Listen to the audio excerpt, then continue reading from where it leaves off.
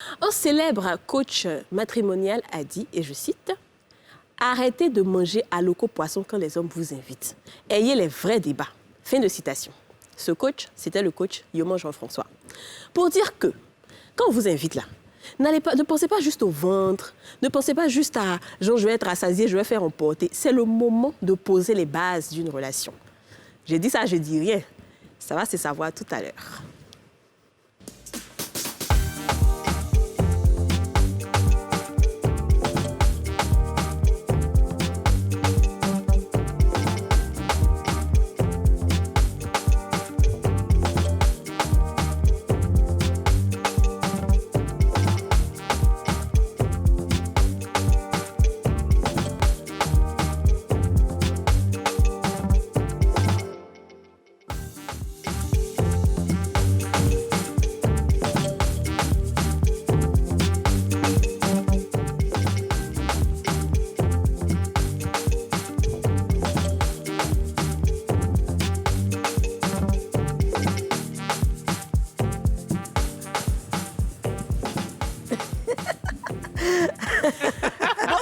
Ici, on est un peu forte. Hein.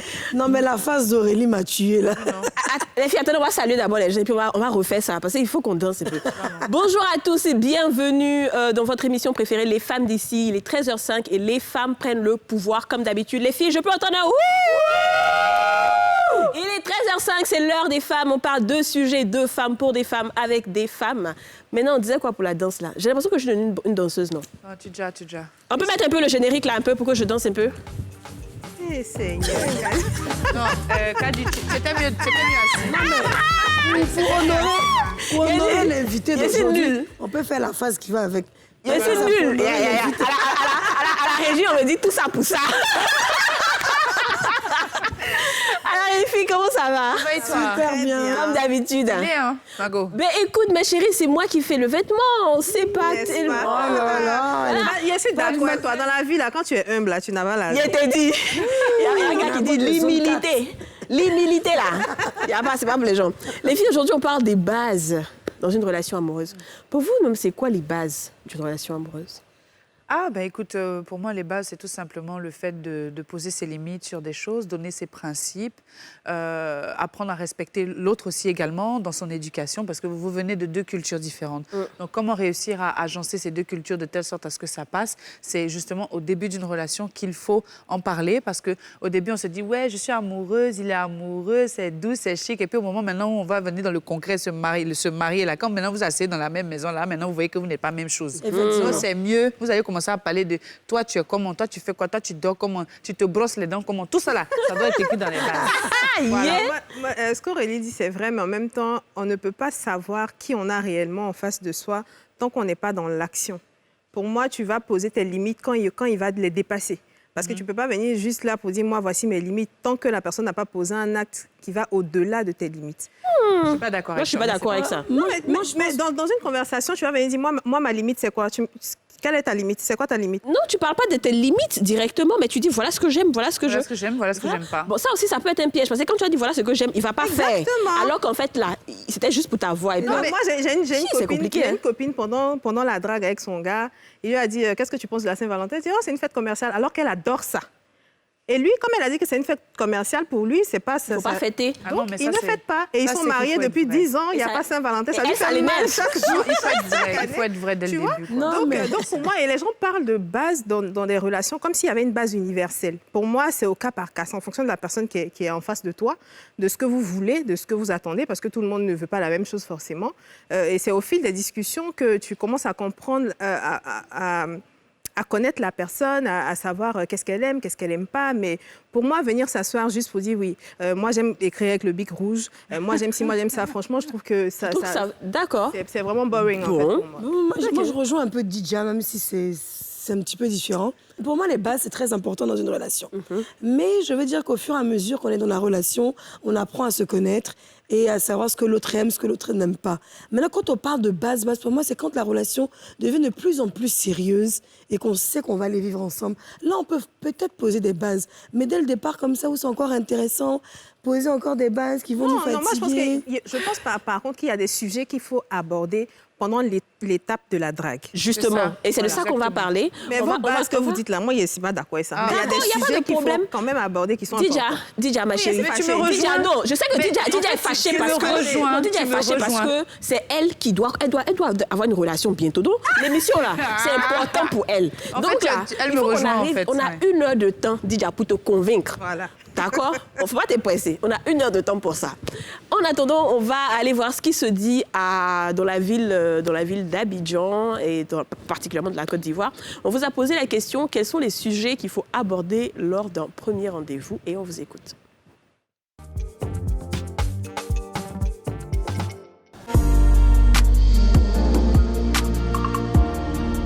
Quand je rentre dans une nouvelle relation comme ça, je pense que la première des choses d'abord, c'est de savoir si elle n'était pas en lien avec quelqu'un jusqu'à présent. Pas du passé, ce qui est normal du passé. C'est le passé qui fait le futur, donc on peut parler du passé. Bon, lorsque j'attends une relation amoureuse, la première des choses que j'aborde avec madame, j'essaie à fouiller un peu de sa vie pour comprendre un peu sa mentalité. À savoir, qu'est-ce qu'elle envisage véritablement faire avec moi. Soit, si elle est bien pour aller loin avec moi, c'est-à-dire que si elle est bien partante avec moi. Parce que je ne peux pas partir avec elle comme ça, sans savoir véritablement pourquoi elle est avec moi. Bon, d'abord, quand tu entends une relation avec un homme, il y a, pour moi, la première des choses, d'abord, qu'est-ce qu'il fait dans la vie, hein?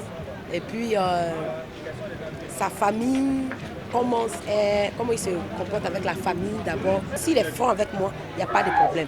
On va sur cette base-là. Mais s'il est un peu douteux, je préfère me retirer parce que je n'aime pas le mensonge. Bon, d'abord, on collabore ensemble et autres, et puis on voit si ça peut marcher, si il peut se renseigner sur son état, exemple la famille, s'il peut me présenter à ses parents et autres. Mais c'est très clair. Chérie, tu as raison. Oui, faut dire la vérité. Elle a bien dit, elle a sûr. tout à fait dit. C'est ça. Et tu me rejoins tout à l'heure. Tu as dit, il faut parler de certains sujets dès le départ.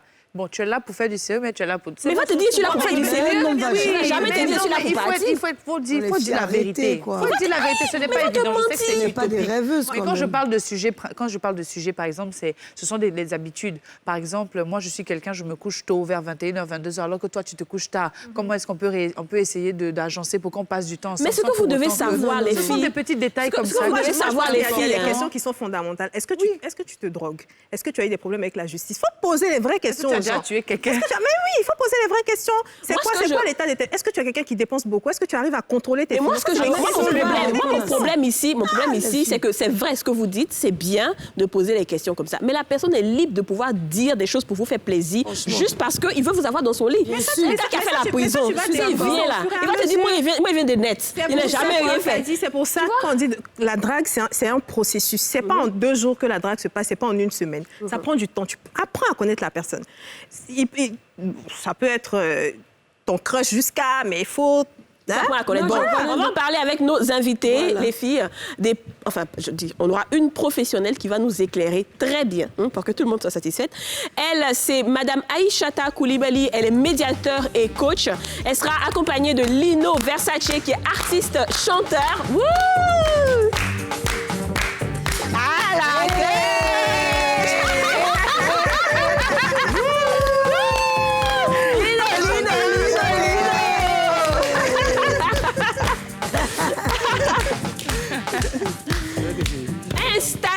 Installez-vous, nos très chers invités. Installez-vous confortablement. Aujourd'hui, on a un sujet chaud, là. C'est-à-dire que c'est rare même que sur le plateau, ça soit aussi chaud. Surtout elle, là. Surtout Didja. Oui, parce qu'elle a son avenir en train de se tracer comme ça. Donc, on a intérêt à bien faire cette émission pour pouvoir garder notre sœur. Hein? Voilà. Coach, je sais que tout à l'heure, vous étiez en train de sourire quand vous avez vu nos différents avis d'amateurs. Vraiment. Est-ce que, pour vous, déjà, il faut une base en amour? En tout cas, je vous remercie de m'avoir invité à cette émission. Ben, il n'y a pas justement de base universelle, mais selon mes expériences, parce que je suis d'abord assistante sociale et donc j'ai écouté beaucoup de couples. Ouais. Selon mes expériences, je pourrais dire que effectivement, l'amour doit avoir des bases. C'est une construction. L'amour se construit comme une maison. Il faut se rassurer de la qualité du sol.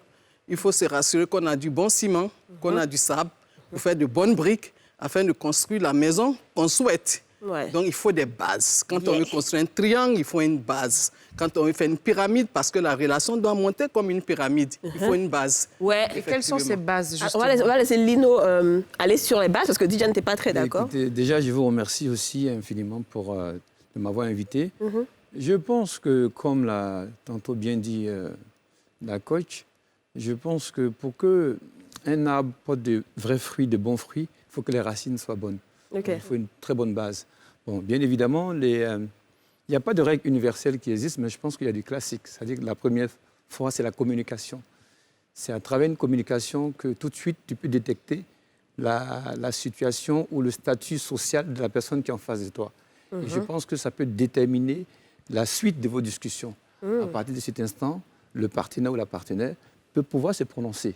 Et ensuite, lorsque vous rentrez dans la relation, que vous discutez au fur et à mesure, il y a aussi la fidélité et il y a l'honnêteté qui est très important que vous devez instaurer dès le départ. Et ensuite, bien évidemment, il y a la confiance. La confiance qui n'a pas de prix, mais qui a une valeur énorme. Énorme, ouais, ensuite, je suis d'accord. Après la confiance, il y a accepter l'autre telle qu'elle est. Parce que quand on est dans une relation, c'est vrai que le statut social peut jouer, la culture peut jouer, la religion peut jouer, mais il faut accepter l'autre telle qu'elle est. Ensuite, il y a la liberté. Il faut que la personne soit libre, il faut que cette liberté permette à ce que chacun puisse bouger comme elle veut. Et ensuite, maintenant, on va parler des projets, le centre d'intérêt qui va vous tirer, qui va vous garder, qui va vous maintenir. Et puis après, il faut savoir aussi pardonner. Il faut savoir pardonner, ouais. Voilà. Ça, c'est ton de la relation. Alors, d'accord. Voilà, coach, justement, on va répondre à la question d'Aurélie, c'est quoi les bases? Oui, mais je dis qu'il a tellement bien dit. Voilà, parce qu'effectivement, la relation se construit autour d'une confiance. C'est vrai, c'est l'amour, ce puissant sentiment qui nous fait tous frémir. C'est une belle émotion qui doit être douce. Cette émotion, c'est à partir de là que tout se crée. Mais vous êtes le maçon. Quand j'ai parlé de la construction de la maison, c'est vous et elle qui êtes les maçons pour la construction de la maison. Donc ici, le terrain, ça sera la personne aimée qu'on veut prendre comme épouse. Et les briques et les ciments, c'est la qualité relationnelle qui va conduire au cours du chemin que vous allez suivre. Et puis, ensuite, vous verrez comment bâtir votre maison.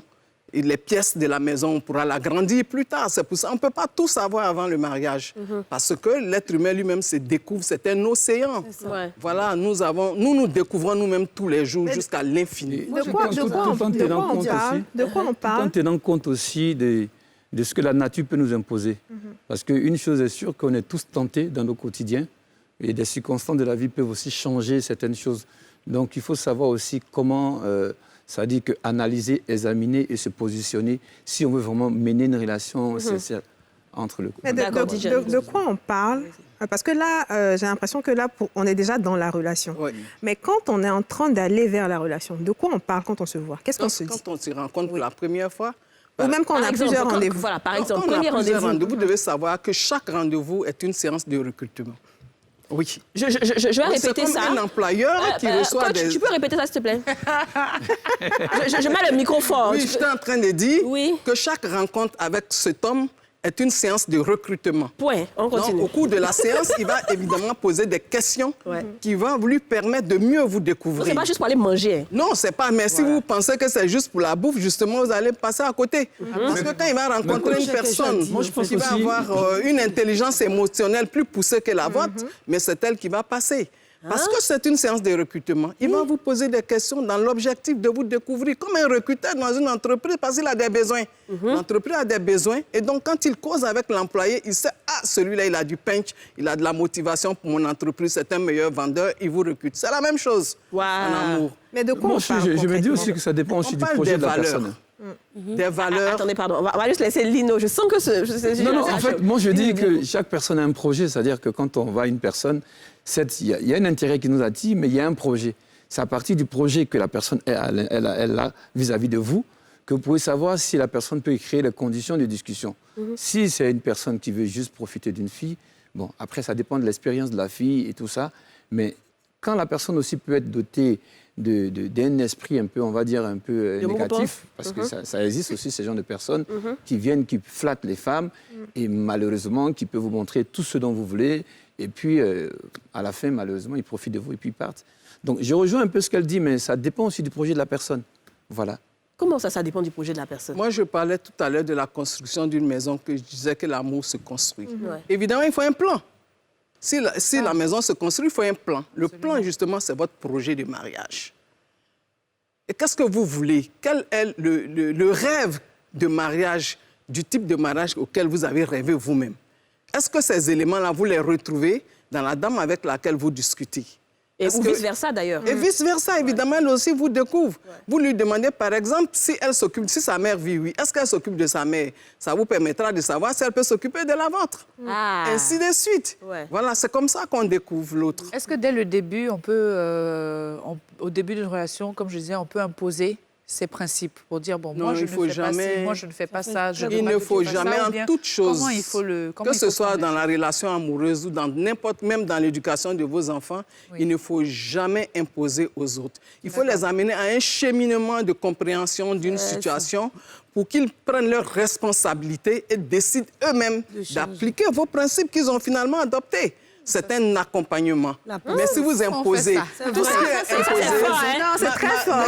Ce qui est imposé, on ne le fait jamais avec bon cœur. On ne le fait pas durablement. Attends, coach, donc ça veut dire que si on rencontre un gars, que moi, par exemple, je rencontre un gars, je n'aime pas aller en boîte la nuit.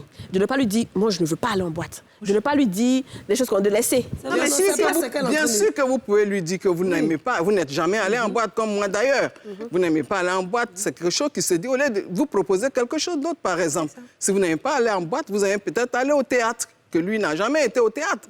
Vous pourrez l'amener au théâtre, il va découvrir. Peut-être votre compagnie, votre plaisance va faire qu'il va oublier ses boîtes de nuit pour aller vers vous.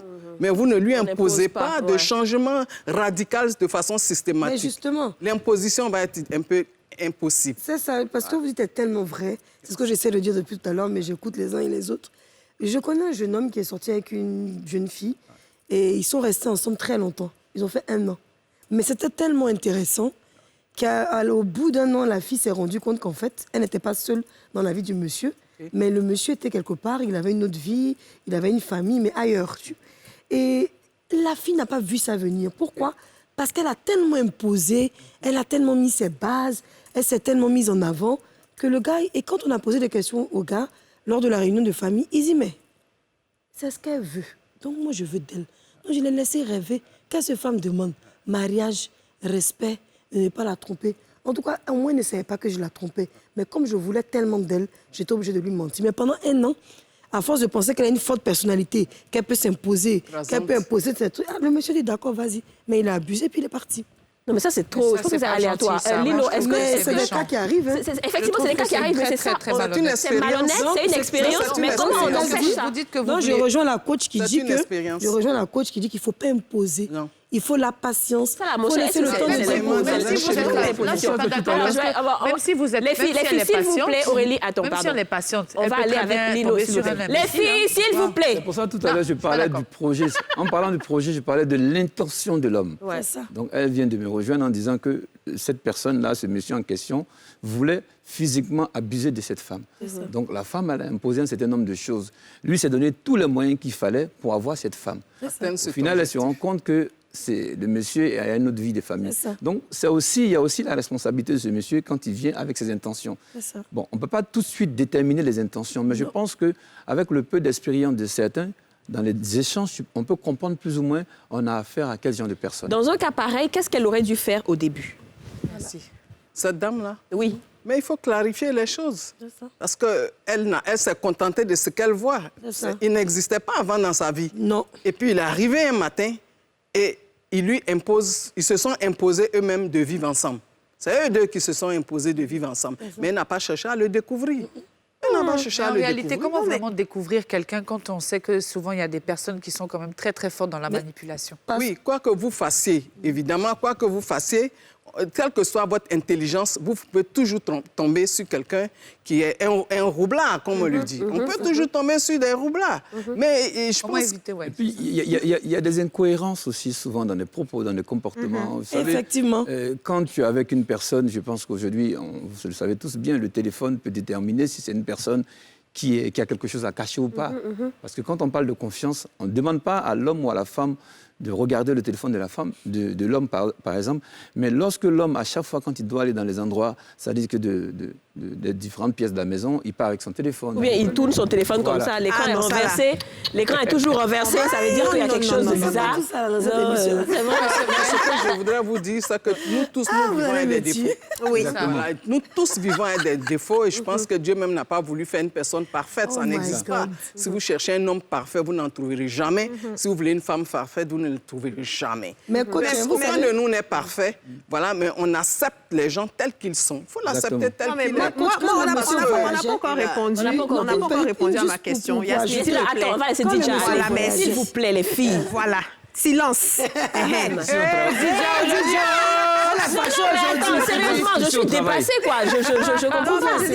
On n'a pas encore répondu à ma question. De quoi on parle réellement? Quels sont les sujets qu'on aborde? Est-ce qu'on parle de l'argent? Est-ce qu'on parle de la sexualité? Est-ce qu'on parle de la famille? De quoi on parle concrètement quand on apprend à se connaître? On parle du projet. Le projet de vie ensemble. Dans ce projet, il y a le respect de l'autre. Ce sont des valeurs de respect, de solidarité, d'entente, le projet aussi d'entente, parce que quand on vit ensemble, telle que soit la situation, nous devons savoir qu'on doit s'entendre parce qu'on a un projet, on a des objectifs à atteindre. On doit fonder une famille, on doit faire des enfants, qu'on va inscrire dans telle école, on a des rêves. On rêve ensemble et c'est ce rêve-là que nous partageons pour aller vers la destination de notre choix, parce que c'est nous qui choisissons d'aller où nous voulons. Cette relation-là, c'est nous qui la conduisons. Notre voiture, notre vie ici, c'est le véhicule que nous conduisons. En amour, nous allons vers la destination de notre choix. Personne ne peut nous imposer d'aller où il veut. Donc vous êtes d'accord. C'est nous deux qui allons Donc il faut ensemble. parler de ces thèmes dont elle a parlé là. Tous les sujets sont abordables. Tous les sujets sont abordables. Donc on peut parler de sexualité. Oui, bien sûr. Genre, non, parce qu'il faut aller dans le concret. Oui, on parle de sexualité, on dit quoi? Genre, est-ce que toi, c'est le genre, t'aimes beaucoup faire l'amour, toi, t'aimes pas trop faire l'amour? Dès le premier jour, parler de sexualité, je pense que ça peut aussi être... Ça peut être considéré comme dans le processus d'apprentissage, pas nécessairement le premier jour, en fait. Moi, je pense que, pour répondre à votre question, je pense que déjà, dans un premier temps, quand on se rencontre, déjà, on parle déjà de soi-même, de tous les deux, de votre parcours professionnel, on va dire certainement de l'actualité, de la vie de tous les jours, du quotidien, d'un peu tout, parce que vous apprenez à vous connaître. Donc, vous devez chercher à savoir quel est l'élément clé qui va vous attirer tous les deux, que ce soit professionnellement ou socialement. Le point commun, quoi. Le point commun. Dès lors que vous arrivez à trouver ça, je pense qu'il y a une facilité qui va s'installer dans vos échanges. Et au fur et à mesure, l'autre va se confier à l'autre. Et puis, c'est de là que, je dirais, une relation sincère va naître. Et à partir de cet instant, on peut parler maintenant de projets de mariage, d'enfants, de dot, de concubinage, etc., etc. Voilà. Et en fait, comme je voulais dire, je reviens dessus pour que les gens comprennent. Parce que je comprends que le sujet est très touchant. Je te rappelle, Lino, elle est célibataire, donc elle veut comprendre. Okay. Elle est célibataire. Le problème, c'est quoi? Comment la fille, la dame n'a pas su... Elle n'est pas célibataire. Non, elle n'est pas célibataire. Non, elle n'est pas célibataire. Mais elle n'a pas la tête d'une célibataire. Ça se voit que c'est une femme qui est... Ah bon? C'est ce qu'elle veut. On est trop exigeante. Oui. Alors, justement, quand le gars voyageait, il dit à sa chérie, je voyage. Je vais dans le cadre du travail. Elle ne cherchait pas à savoir. Quand on lui dit, ah, mais mon mari voyage, je cherche à savoir quoi. Donc, souvent, le monsieur peut faire 2-3 jours, elle n'arrive pas à joindre le monsieur. Mais pour elle, ce n'était pas grave. C'est dans le cadre du travail. Ou alors, elle peut faire 2-3 jours, elle n'arrive pas à joindre le monsieur parce qu'il est même dans le même Abidjan qu'elle. Il ne se parle pas. Elle n'est jamais allée chez lui. Parce qu'elle est orgueilleuse. Non, il vient. Ça, c'est très naïf. C'est pas naïf. Je suis en train d'expliquer quelque chose. Laissez-moi finir, la dame va... Elle est orgueilleuse. Pour elle, c'est elle qui est la plus belle, la plus intelligente. Elle a fait de bonnes études. Elle n'a pas allé chez le monsieur. Le monsieur doit venir chez... Donc, dans ça, elle est restée là comme ça. Coach, qu'est-ce que vous avez à dire par rapport à ça? Elle est restée à attendre le monsieur? Non, elle est restée dans cette relation comme ça. Elle ne s'est pas bougée. Elle a voulu jouer la plus intelligente, la plus belle, la plus maligne. Et donc, le monsieur a abusé d'elle et puis il est parti. Non, je pense qu'elle a été plutôt naïve. Elle n'a pas été la plus intelligente. Elle a été plutôt naïve. Hein. Ouais. Elle a exprimé sa naïveté et le monsieur en a profité. Profité, totalement. Alors, on va faire une parenthèse. On va faire une parenthèse. Mais on a tous un côté naïf. Quoi qu'on dise, devant l'amour et devant les sentiments, on va mener juste une petite parenthèse, coach, naïf. Et aller parler des relations à distance. Yasmine va essayer de nous convaincre qu'une relation à distance marche ou ne marche pas. Yasmina. Pas déjà full là-bas. C'est là-bas la c'est là-bas.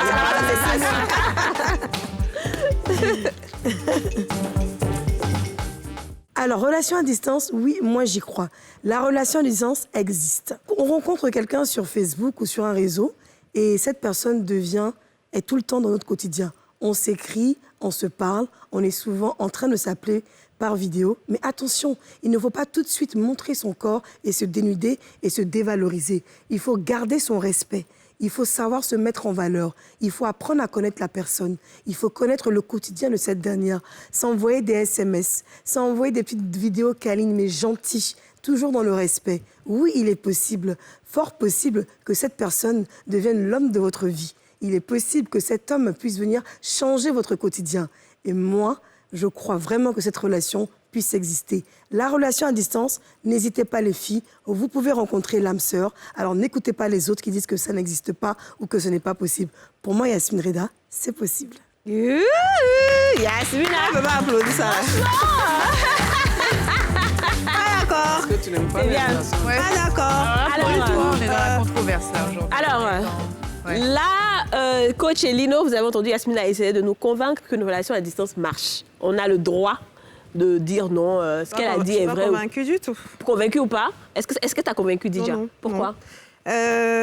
Pour moi, une relation, elle se construit au quotidien. Et si quelqu'un n'est pas à côté de...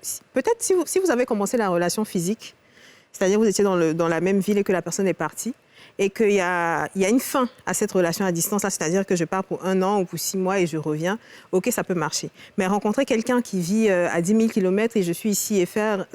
Amour des salades, non merci. D'accord. Bon, avant que coach et Lino se prononcent, on respire un coup avec la publicité et on revient tout juste après.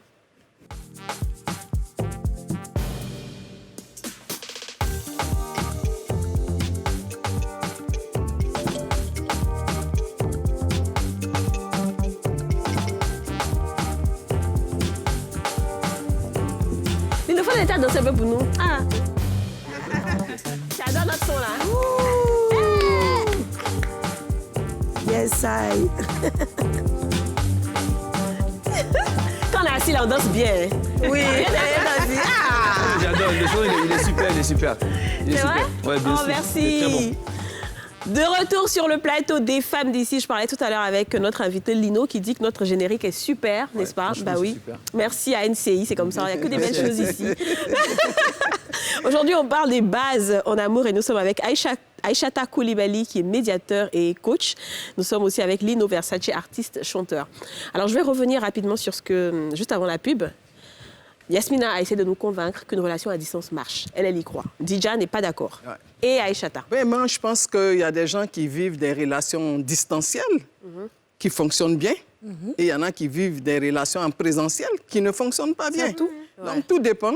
Tout dépend des personnes qui animent le couple. Voilà, tout dépend de la confiance qu'il y a dans leur couple. Tout dépend. Oui. Coach, hein? Tout dépend de non, toi seulement là. Tu es vraiment médiateur. Elle est vraiment médiateur.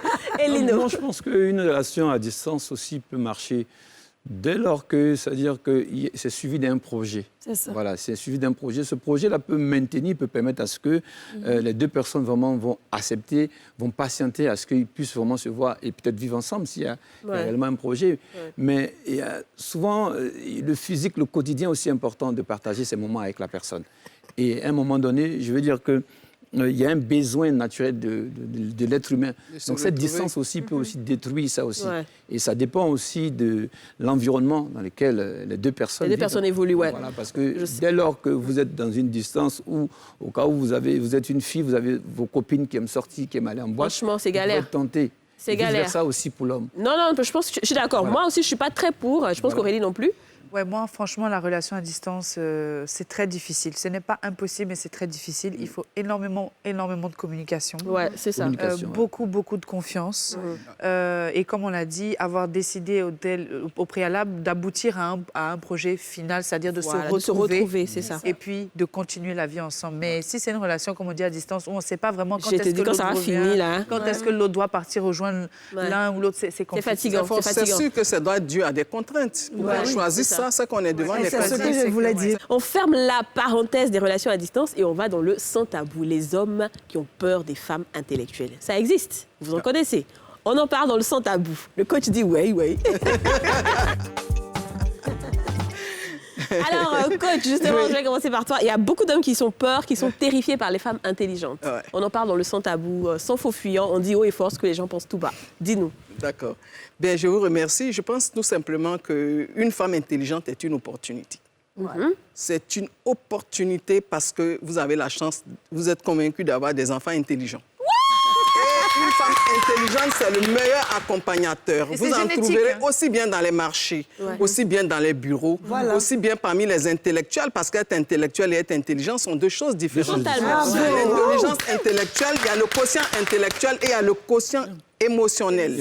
Voilà, très important. Une femme intelligente, c'est un privilège pour un homme. Et je ne sais pas quel homme aurait peur d'une femme intelligente si ce n'est des hommes qui ont le souvenir de nos cultures ancestrales où leur père était dominant, leur grand-père était dominant, avait la vérité absolue, décidait tout pour tout et pour tout le monde. Et ces personnes-là sont frustrées. Ils n'ont pas confiance en eux. Ils sont frustrés de ne pas avoir la même autorité que leur père ou leur grand-père. Il faut de l'œuvre à boire, pardon.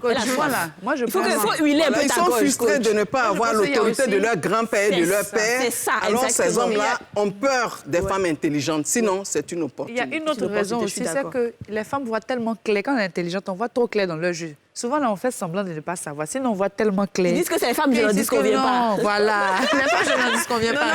Donc, ils ont peur. Parce qu'on sait qu'on va les attraper. Lilo, tu connais ces hommes-là qui ont peur des femmes intelligentes? Il faut lui demander est-ce que lui-même il a peur d'abord. Moi, j'apprécie les femmes qui sont intelligentes parce que moi, j'adore apprendre. Donc, je me dis, en face, auprès d'une femme comme ça, je vais beaucoup apprendre. Et vous savez, dans une relation, c'est la complémentarité. Les hommes te regardent. Si on est pareil... non, sérieusement, si on est pareil, je veux dire qu'on sera dans une certaine monotonie. Effectivement. Il y a de l'équilibre, donc c'est important d'avoir une femme qui a peut-être un niveau intellectuel. Et toi, tu peux avoir une élevé. femme qui a une ascension professionnelle, qui est vraiment au-dessus de toi? Bien sûr, ça c'est moi. Moi, je suis ouvert d'esprit, j'accepte ça. Je pense que dans cette femme-là, j'aurai peut-être mon bonheur. Mais après, il y a des gens qui, malheureusement, n'acceptent pas ça. Parce que pour eux, comme elle a dit tantôt, ils ont cet esprit de dominateur qui se disent que l'homme doit dominer la femme. Donc, ce complexe, ça fait que ça crée une barrière. Et cette barrière, malheureusement, fait que ces personnes-là ne peuvent pas, ou ces femmes-là se retrouvent célibataires. Parce qu'après, attention, il y a des femmes, lorsqu'elles sont nanties, lorsqu'elles ont un niveau d'études, en tout cas très élevé vis-à-vis des normes aussi, il y a des femmes naturellement qui ont une certaine attitude qui veulent prendre le dessus. Donc ça aussi, ça peut empêcher aussi des hommes, en tout cas, qui sont intéressés à s'engager avec elles. Donc dans les deux cas de figure, je veux dire que ce n'est pas à 100% en fait. Il y a des gens qui sont complexés, et il y a aussi des gens qui sont ouverts d'esprit. Et qui tout dépend des personnes qui animent la relation. Voilà, on va dire ça comme ça, n'est-ce pas? Tout simplement. Voilà. C'est les pilotes. C'est ça, les pilotes. Si la femme a quand même une attitude raisonnable, on va dire, parce que je ne parle pas forcément de soumission ou d'être autoritaire. Non, il faut éviter de dire une femme intelligente. Je crois que quand un homme dit ça déjà, il la compare à lui-même. Il la trouve plus intelligent que qui. C'est par rapport à quoi il fait la comparaison. C'est par rapport à lui-même. Il se sent moins intelligent que la femme. Mais avec une femme intelligente, on va très loin.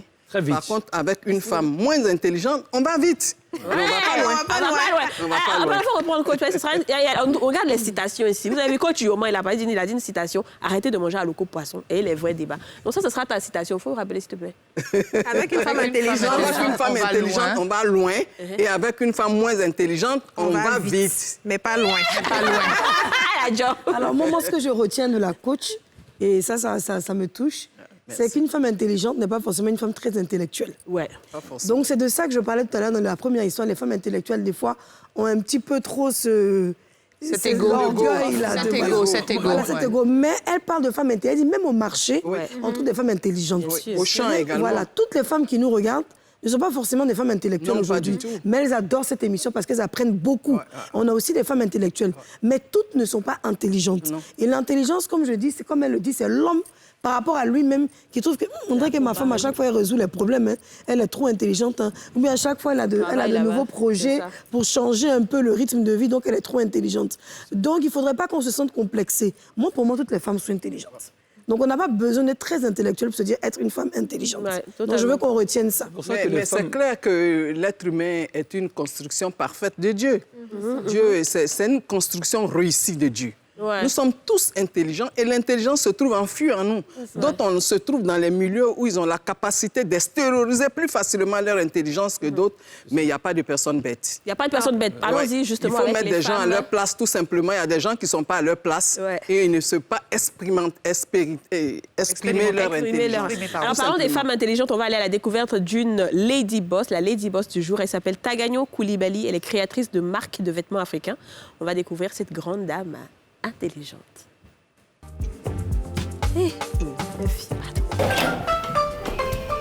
Bonjour, je suis Coulibaly Tagagno Concha, créatrice de la Maquignon. Bienvenue chez nous.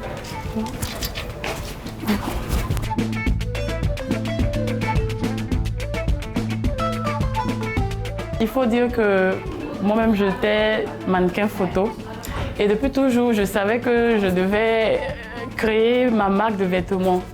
Voilà. Mais je ne voulais pas faire des tenues qu'on voyait un peu partout. Voilà, je voulais faire des trucs vraiment uniques.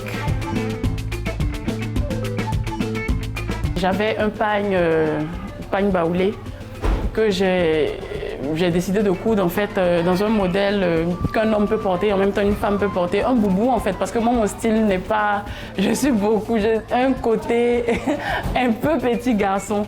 Voilà, donc c'est comme ça que ça a commencé. J'ai fait un boubou, j'ai commencé à porter et les gens ont vu sur moi, ils ont aimé. Là c'était un pagne baoulé et après ils ont commencé à me demander d'autres pagnes, des pagnes de Korogo, des pagnes de Mans. Et voilà, j'ai commencé à faire venir aussi des pagnes du Mali, du Burkina, tout ça.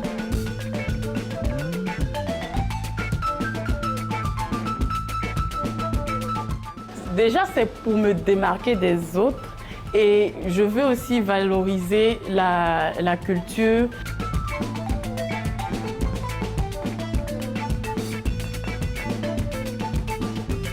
On voit, il y a Beyoncé, il y a pas mal d'artistes américains un peu partout qui portent des tenues des créateurs d'ici.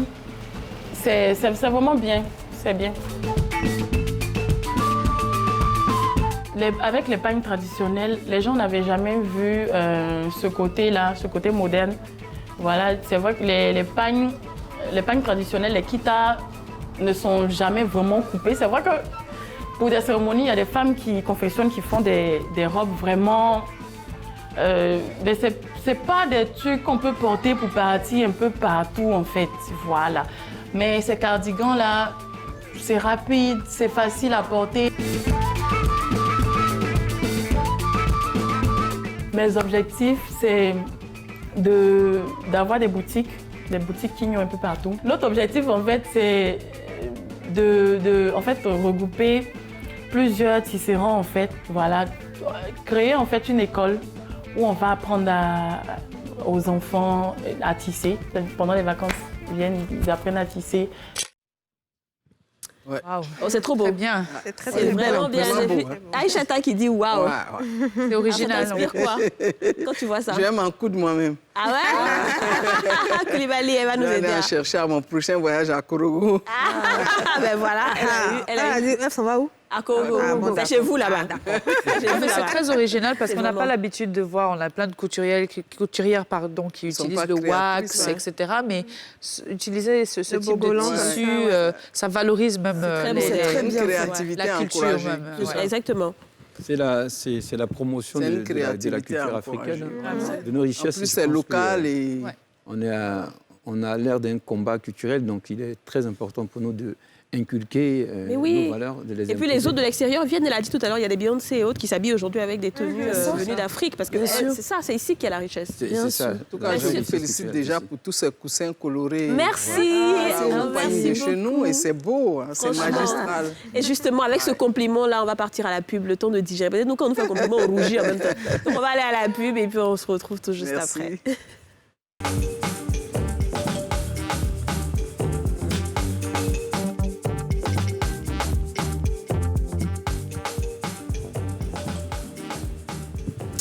De retour sur le plateau des Femmes d'ici, c'est la 3e et dernière partie de cette émission où on parle des bases en amour. Maintenant, vous allez découvrir la rubrique motivation. Et dans cette rubrique-là, le coach Aïchata va nous entretenir. Elle va nous dire si les femmes intelligentes font vraiment peur aux hommes. D'accord? On va peut-être la défier après. Bien, je vous remercie. Et à tous ceux qui nous écoutent et qui ont peur des femmes intelligentes, je voudrais vous dire stop, n'ayez pas peur. C'est vous-même qui vous donnez cette frayeur parce que ces femmes, en aucun cas, n'ont besoin d'exercer une certaine terreur sur les hommes parce qu'elles ne sont pas autosuffisantes en amour. Femme si intelligente qu'elle soit, elle a besoin d'amour, elle a besoin d'attention, elle a besoin d'affection, elle a besoin de compassion, elle a besoin d'accompagnement. Donc, obligatoirement, la femme a besoin d'un homme pour tomber enceinte et faire ses enfants. La femme a besoin de vous, n'ayez pas peur, allez-y vers elle. Allez ouvrir la porte. Juste derrière elle se trouve la femme intelligente qui vous attend pour vous construire. Elle est transformatrice avant tout. Elle va vous transformer, elle va vous construire, elle va vous donner de la croissance. Et c'est toute la Côte d'Ivoire qui Lino. Ouais, non, elle a tué. Elle est super intelligente, cette femme. Oui. Est-ce que tu as déjà eu des cas où des femmes intelligentes, dites intellectuelles, genre, qui ont cette façon d'être fortes, dominantes? Ouais, Tu as déjà eu des cas comme ça qui t'ont effrayé? Oui, j'ai une amie qui est juriste et souvent quand on se retrouve dans les échanges, j'ai comme l'impression qu'à chaque fois on est dans un procès. Et un jour j'ai fini par lui dire que mais tu te rends pas compte que depuis un moment, avec ton niveau social et intellectuel, tu n'as pas d'homme autour de toi, tu n'as pas un homme auprès de toi, tu t'es jamais posé la question. Elle me dit je ne sais pas, j'ai comme l'impression que je fais fuir les gens. Je dis justement. Parce que moi, j'échange avec toi en tant qu'une amie, mais à chaque fois quand on aborde certains sujets, vu que tu es de nature, tu es avocate, donc tu as comme l'impression que tu as un procès. Arrête les procès, ouvre-toi, tu es une femme. C'est vrai que tu as ton niveau social, mais je veux dire que tu es une femme, tu restes tout une femme. La femme d'Obama, la femme de l'ouvrier reste une femme. C'est ça. Voilà. Très bien dit, bravo. Bravo, franchement. Bah moi, je sais pas, je ne pense pas que les hommes soient terrifiée par des femmes intelligentes. Moi, je vois plutôt de l'admiration. Même quand je discute avec des amis et tout, et quand on voit des femmes au parcours vraiment exceptionnel, tout ça, c'est pas... j'ai jamais entendu un homme dire oui, elle doit casser les pieds à son mari ou des trucs comme ça. C'est tout le temps waouh. Parce que c'est dans le parcours d'une femme, c'est pas ça qu'on voit la plupart du temps. Et quand on voit une femme qui sort vraiment du lot, c'est de l'admiration qu'on n'a pas forcément se dire oui, comme elle est intellectuelle, elle est intelligente, elle doit casser les pieds, elle doit avoir beaucoup d'ego. Quoique il y a des femmes qui ont quand même beaucoup d'ego. Totalement. Parce qu'elles ont travaillé dur et elles estiment qu'aujourd'hui elles sont au coude à coude avec les hommes, donc elles n'ont pas à se laisser marcher dessus. C'est ça, je pense que c'est surtout un problème d'ego parce qu'aujourd'hui, la femme intelligente, elle a réussi à s'imposer. Elle a peut-être aussi vécu des souffrances avant. Donc, c'est peut-être un moyen pour elle, souvent, quand elles rentrent dans la controverse ou quand elles sont dans des échanges avec des hommes, elles cherchent souvent à imposer leur point de vue parce qu'elles ont peur. C'est une sorte de protection pour elles. C'est une coquille. Mais à partir du moment où une femme intelligente décide de s'ouvrir, de donner son cœur à un homme et de se dire qu'au lieu d'être dans la controverse, finalement, on va s'entraider. Je vais t'aider comme tu vas m'aider. Finalement, vous ne pouvez pas imaginer ce que ce couple-là peut devenir. T'as des étoiles dans les yeux, là. L'émancipation aujourd'hui de la gente féminine a évolué avec l'évolution de la société. Donc il y a forcément de l'impact. Aujourd'hui, les femmes sont plus ouvertes, les femmes prennent plus de risques. Il y a 20, 30, 40 ans, les femmes ne se permettaient pas certaines choses. C'est vrai. Je veux dire, avec l'avènement des réseaux sociaux, on a accès à certaines informations. Ouais. Donc on peut se permettre, on peut prendre des risques. Donc il y a aussi tout ça qui fait que... Bon, je suis totalement d'accord, ouais. Voilà. Aurélie, alors on tend vers la fin de cette émission. C'est vite passé. Moi, je vais passer la nuit ici. Déjà, je me retrouve oui, le thème est tellement important. Oui, le thème est important. Et... Et en plus, je suis en face je dirais, des beautés, des femmes grandissimes. Oh, merci beaucoup. Voilà, qui sont dotées d'une intelligence intérieure et extérieure. Mais Lino, tu sais quoi? Dans la régie, là-bas, on me dit, hey, ne vous laissez pas distraire par lui. Ne vous laissez pas impressionner par lui. Non, mais c'est vrai en plus ce que je dis. Non, c'est vrai. Ouais. Mais avant de finir l'émission, Aurélie va nous parler de sa chronique libre sur le cinéma. Oui. Dis-nous. Alors, Kadi, je pense que tu sais de quoi je parle, puisque nous étions ensemble ce jeudi dernier, le jeudi passé. On a eu l'honneur, mais vraiment l'honneur, d'avoir fait partie justement des invités du Premier ministre, Monsieur Patrick Hachi, son Excellence Patrick Hachi. En compagnie d'autres personnalités du cinéma pour justement discuter des thématiques, des problèmes que traverse le cinéma, l'industrie du cinéma en Côte d'Ivoire, mais surtout aussi faire des propositions concrètes qui aideront le pays, on va dire, et ce secteur-là à avancer parce que malheureusement, on est un peu en marge des autres pays. Alors, notamment, certains problèmes qu'il y a, pour citer pêle-mêle, on a un manque accru de financement. Les banques ne nous accompagnent malheureusement pas assez. On n'a pas de bourse d'études pour les étudiants qui veulent travailler dans ce domaine, que ce soit dans le cadreur, que ce soit acteur. Donc, il y a un manque de bourse. Il y a pas mal de choses. Il y a aussi des manques de studios de tournage. Donc, tout ça, le ministre a pris en compte et il a promis justement faire des choses, notamment même, encadrer juridiquement aussi l'industrie du cinéma parce qu'il n'y a malheureusement pas encore de loi sur ce sujet-là. Et je voudrais même, au-delà de tout ce qui a été dit, je voudrais aussi saluer la personne qu'est Patrick Hachi parce que, honnêtement, je m'attendais à un monsieur super carré, droit, etc. Mais il a été d'une ouverture pas possible. C'est un monsieur qui a été sensible à tous nos dires. Et il a fait des promesses, comme on dit, on attend. Alors moi, j'étais particulièrement contente d'être invitée parce que c'est la première fois qu'un Premier ministre nous appelle, nous, les acteurs et producteurs de cinéma, pour se pencher vraiment sur le cas-là. Ça, c'est la première chose qui m'a marquée. Et deuxièmement, parce qu'il a donné des instructions fermes sur le champ. C'est-à-dire qu'il a dit à la ministre de la Culture, voilà ta feuille de route. C'est qu'ils ont dit là, note. Voilà ce qu'il faut faire. Et dans 6 mois, je veux voir. Pour moi, c'est vrai, on parle de politique, mais il y a l'être humain aussi qui a vraiment envie de se pencher sur ça, d'autant plus qu'il a partagé son expérience que son enfant est un artiste. Ouais. Donc voilà, donc c'est bien si son enfant aussi devient star aussi, ça va. Là, vous aurez une oreille attentive, le sujet l'intéresse lui-même. C'est très intéressant. Moi, je pense que c'est tout le secteur culturel aujourd'hui en Côte d'Ivoire qui a besoin d'une réforme, une réflexion, débat sur un projet économique. Et ensuite, on parlera du juridique, de l'administration, de la gestion et de la structuration.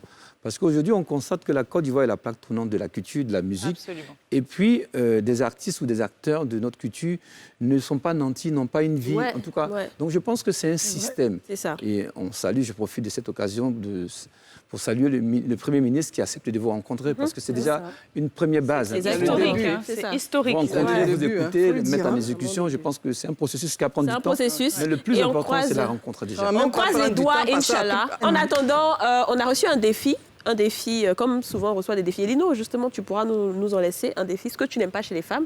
Et on a Frankie DiCaprio qui nous a fait un défi. On l'écoute. Coucou, salut à toutes mes reines. Ici Frankie DiCaprio, j'espère que vous allez bien. Voilà, et ce qui me fatigue chez vous, c'est-à-dire quand on vous entend parler des hommes, quand on vous entend parler de vos maris, de vos chéris, quand tu entends nos mamans parler de leur mari, mais tu te dis, mais attends, mais le gars là, c'est un maudit, mais il est méchant. Mais chose bizarre, c'est qu'après, tu le revois se blottir dans les bras de ces derniers-là. Mais attends, expliquez-moi un peu ce qui se passe au fait. Moi, je ne comprends pas. Ça vraiment, ça me fatigue du fond du cœur. Sinon, bon voilà, on est ensemble. Allez, bisous à toutes mes reines. Merci beaucoup, Frankie DiCaprio. On va te répondre demain. Je pense qu'une d'entre nous, qui va répondre à Frankie? Didja va répondre à Frankie. Parce que nous, on ne répond pas en groupe. Nous, on fait genre one. Demain, on va répondre à Frankie. En attendant, c'est la fin de cette émission. Merci d'avoir été avec nous. Est-ce que vous avez un dernier mot, Aïchata? Je vous remercie de m'avoir invité à cette émission. J'espère que c'est la toute première, mais pas la dernière. Non! C'est beaucoup de bonheur que j'ai participé à cette émission. Merci. Et je vous remercie. Bonne continuation. Merci Aïchata. Et Lino? Pour moi, je pense que les femmes sont une chance pour l'homme. Et les femmes sont un bonheur pour l'humanité. Non, Lino. De façon sincère, je pense... C'est romantique, hein? Vas-y. En tout cas, j'adore les femmes, je respecte les femmes sont des mères.